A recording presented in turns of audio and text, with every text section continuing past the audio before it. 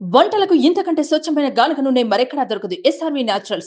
Orders కై screen పై number కి call చేయండి. తెలంగాణలోని సంగారెడ్డి దగ్గర మాచర్ల శాసనసభ సభ్యుడు పిన్నెల్లి రామకృష్ణారెడ్డి ఉన్నట్లుగా సమాచారం అందడంతో పోలీసులు వెళ్లారు. అయితే కారులో మొబైల్ వదిలేసి పిన్నెల్లి సోదరులు పారిపోయినట్లుగా తెలుస్తోంది.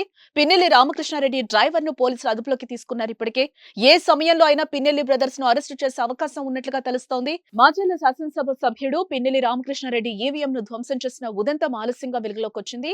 ఎమ్మెల్యే మాచర్ల వైఎస్ఆర్సీపీ అభ్యర్థి రామకృష్ణారెడ్డి పోలింగ్ రోజున రెండచింతల మండలం పాల్వాయి గేట్ పోలింగ్ కేంద్రం 202లోని బూత్ లోకి అనుచరులతో కలిసి వెళ్లారు. అలా వెళ్లటం నిబంధనలకు విరుద్ధమైన పోలీసులు ఎక్కడా ఆయన్ను అడ్డుకునే ప్రయత్నం అయితే చేయలేదు. బూత్ లోని ఈవీఎం ను బయటకు నేలకేసి కొట్టి ధ్వంసం చేయడం అక్కడున్న సీసీ కెమెరాలో రికార్డైంది. సిట్ విచారణతో ఈ వ్యవహారం బహిర్గతం కాగా బాధ్యతాయుతమైన పదవిలో ఉన్న వ్యక్తి అలా ప్రవర్తించడంపై సర్వత్రా విమర్శలైతే వెలువెత్తుతున్నాయి. ఈవీఎం ధ్వంసం ఘటనపై అటు పోలీసులు గాని ఇటు పోలింగ్ సిబ్బంది గాని ఏ మాత్రం స్పందించలేదు. విధ్వంసానికి పాల్పడిన ఎమ్మెల్యేను అదుపులోకి తీసుకోవాల్సి ఉన్నా పట్టించుకోలేదు. సిట్ దర్యాప్తు చేసే వరకు ఘటన వెలుగులోకి రాలేదంటే అధికారులు సైలెంట్ అయిపోయారని తెలుస్తోంది.